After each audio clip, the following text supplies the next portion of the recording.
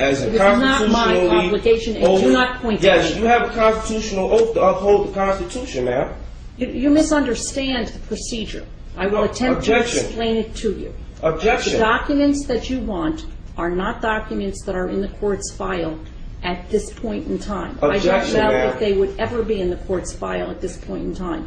That's If your position that's not my problem, ma'am. Absolutely, it's your problem. But no, Because that's if your not my position problem. is that you want them from the prosecutor, and you have requested them from the prosecutor, That's right. and the prosecutor has failed to give them to you, That's right. you can make the appropriate application to the court, and you can say to the court, I've asked for them, I'm entitled to them, I haven't gotten them, order them to give it to me. I've already I have filed received a no such- notarized affidavit of fact in reference to return of property weeks ago. A notarized affidavit. So if you're telling me you don't have to acknowledge affidavits, all right, that's what your statement is. However, bottom line is this court has failed to prove jurisdiction and has avoided the issue of jurisdiction at all costs. And nobody in here has the status.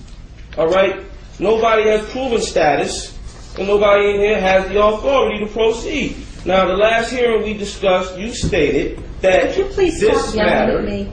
this matter, you stated, ma'am, for the record, you stated that this matter was relative to jurisdiction, not Mr. Keesler's position here and not anything else. You stated that you were giving the prosecution a chance to prove jurisdiction, and he's not even the assigned prosecutor to the case, but obviously he's remaining silent, and he has nothing to state. So I move that this case be dismissed. When there is an appropriate application before this court to address the issue of discovery violations, jurisdiction, or anything else, the court will act. Filing a notarized or not notarized affidavit is not an appropriate way to bring a matter before the attention of the court. What you must file is a notice of motion that sets forth the relief that you want, and it needs to be supported with a certification, an affidavit, whatever it is. Can you repeat that, ma'am? Notice of motion. This is And that- exactly what I told Cheyenne Matoda Kushner L. For the record, man, which rule or authority, courtroom rule, statute are you using It's in the court rules. I do to not address that recall. matter? It is in the court rules. I do not recall, and I'm not going to look up for you the exact court rule, but the court rules set out the procedure that you must follow. Objection, ma'am. I'm not a part of your society. I'm not subject to your courtroom rules, and you have not proven jurisdiction. And Now, I if you will can't never prove address the jurisdiction, issue of jurisdiction Then you- until and unless the appropriate application is made before the court, because filing either an affidavit that's notarized or an affidavit that's not notarized does not bring it before the attention of this court. Objection. There is no discretion to ignore the lack of jurisdiction. Joyce versus United States. Jurisdiction is fundamental, and a judgment rendered by a court that does not have jurisdiction in here is void ab initio, and that is application of Y 300 P.132 versus caveat. Once jurisdiction is challenged, the court cannot proceed when it clearly appears the court lacks jurisdiction. The court has no authority to reach merits, but rather should dismiss the action. Melo versus United States 505 F2D. When jurisdiction is challenged, the party invoking jurisdiction has the burden of establishing. Basso versus U.S. Power Light Company. Courts enforcement statutes do not act judicially but merely ministerially. Thus, no judicial immunity, and unlike courts of law, do not obtain jurisdiction by service of process, nor even arrest and compelled appearance. I'm here by way of threat, duress, coercion. I'm going to make that clear for the record every time I have to appear here, if I have to appear here. The only reason I'm appearing here is by way of your threat, duress, coercion, or your company's threat, duress, coercion. You can Once read jurisdiction me. is challenged- Let me interrupt you, please. You can Okay. read me this until the cows come home. You can read it ad nauseum and ad infinitum. It doesn't change the fact that until the issue is brought appropriately before this court, no ruling with regard to jurisdiction is ever going to be made. Now, let me ask you this question, though. In the other matter, first of all, let me backtrack a little bit. Let me get the correct number out here because we now have two numbers. In the case with indictment number 08-04-0441, which is the one in which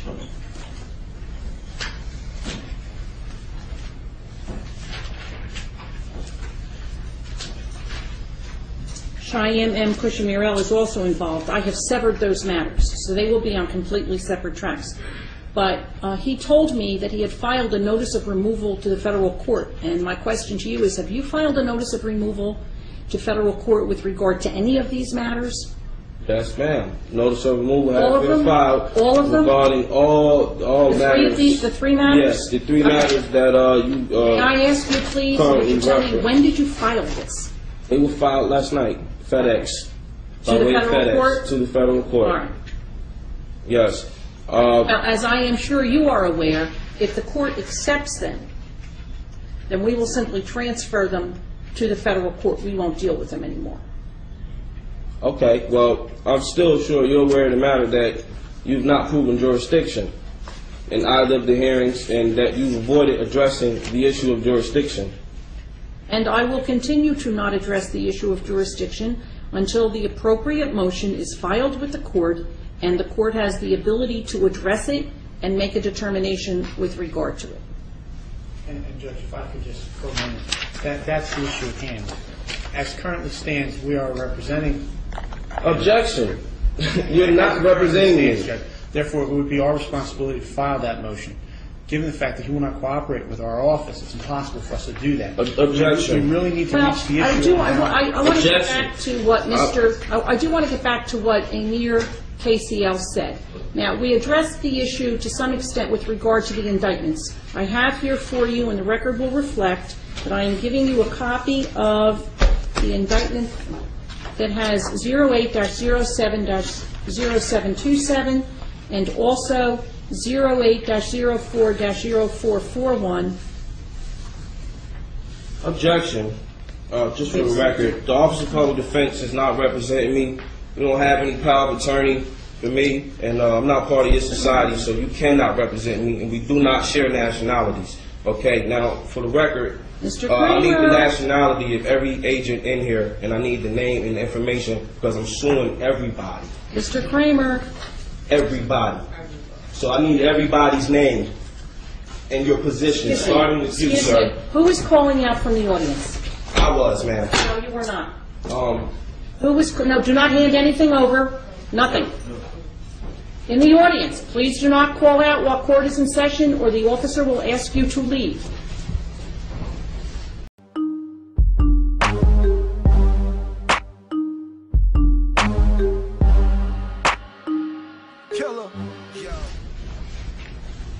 These are now completely discombobulated. They're not stapled to, well, Well, the one wasn't stapled like that. The one was. I think you stapled the original accident.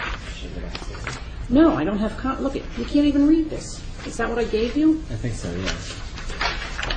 I give you back the original. Do you have the copies? I gave them to her. I need your name and position, sir. I need your name and position, sir. No one is going to give you any information. Ma'am, are you stating that you are not obligated to provide me with your identity and status? You know my name. Your employees or your co-workers are not obligated to provide me with their identity, status, and company position, ma'am? Ma'am, Yes? did you not just hear me? I didn't hear you. I'm sorry. I was trying to get the paperwork together. Okay. Can you wait a moment until I'm finished? No, I'm going to review myself. I'm here on the time, ma'am. Hold on. All right. I'm trying to get all these papers together. So it's a simple question. I'm sure you can answer it while you get your papers together. I cannot get them together. I can't answer. This only has 3. Okay. This has 3 counts, and this you didn't make a 3 copy counts. of the last count. Make a copy of the last page and bring it in, Okay. and we'll staple them together.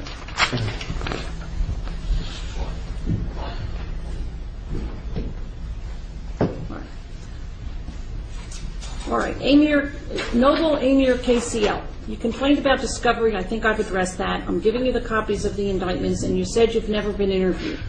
I am sure that Mr. Kiesler can give you now a date for you to be interviewed. Objection, ma'am. I do not require the Office of Public Defense or any attorney at law Well, you told me that you were complaining that you hadn't been interviewed. No, what I stated was, if he was representation on this case, he has not provided assistance. If he was representation for this case, the assistance is ineffective. Well, my understanding is that Judge Smith has required Mr. Kiesler to represent you. Objection. I've addressed this matter with Judge Smith. Judge Smith does not have jurisdiction and could not prove jurisdiction. Therefore, Judge Smith does not have the authority to make any decisions for me. And neither do you. And neither does Mr. Kiesler, and neither does the Office of Public Defense. For the record. Now, as I stated, you just told me that you did not hear my question. My question was, I need the information for the people here who are attempting to force business on me. I want his name and position, I want her name and position, and I want his name and position. And I want your nationality. Not to point at me, and I am now going to ask you not to point at anyone else in the courtroom. It is very impolite. No problem, ma'am. Now I'm asking you to answer my question. You know my name. That is all you need to know. I don't know your name, ma'am. Judge Laban. That is my name. Your nationality? You have no need to know my nationality. Yes, I do. You are attempting to force business upon me. I need to know your nationality. For the record. And your status. For the record. And anybody else that's working with you. Your questions are unintelligible to me. They're unintelligible? Do you not understand what nationality means, ma'am? Do I need to pull out the dictionary? Which dictionary are you comfortable with using, ma'am? For the record.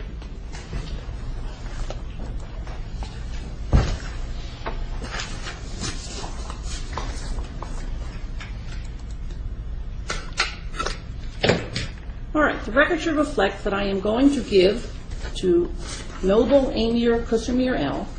I'm sorry, Noble Amir KCL, a copy of Indictment 08-07-0727 and Indictment 08-04-0441. Objection, ma'am. Could you state for the record who those indictments are addressed to?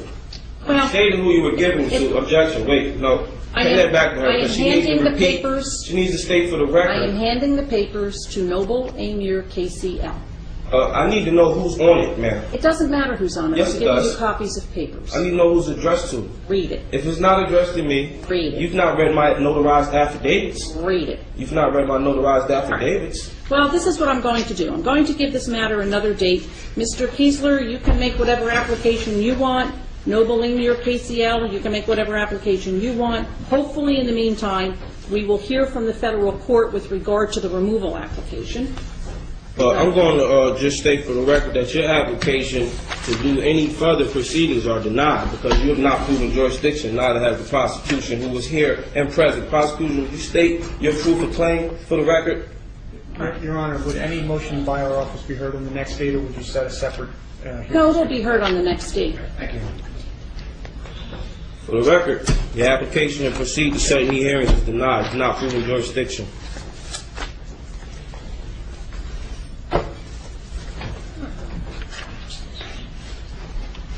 April 6th. Denied. Thank you, Your Honor. May I be excused, Judge?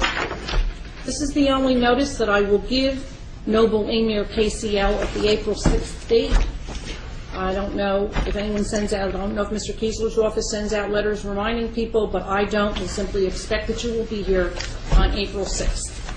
And please, let me just say this. If you want this court to rule with regard to jurisdiction, it is very simple to bring the issue before me. All you need to do is file the appropriate application, a notice of motion. Objection, ma'am. You can file all these other papers, and it's just never going to happen, sir. Objection, ma'am. That's not my problem that you're not upholding the law, ma'am. That's not my problem. That's your problem, ma'am. Because whether you people understand or not, you've all fired yourselves. So there is no room to set another hearing because you failed to prove jurisdiction in every hearing that we've had. Judge Smith has failed to prove jurisdiction. You failed to prove jurisdiction. Prosecutor Luciano's failed to prove jurisdiction. You people fired yourselves. I'm letting you know that right now you violated your... Are you not entertained? Are you not entertained? Is this not why you are here?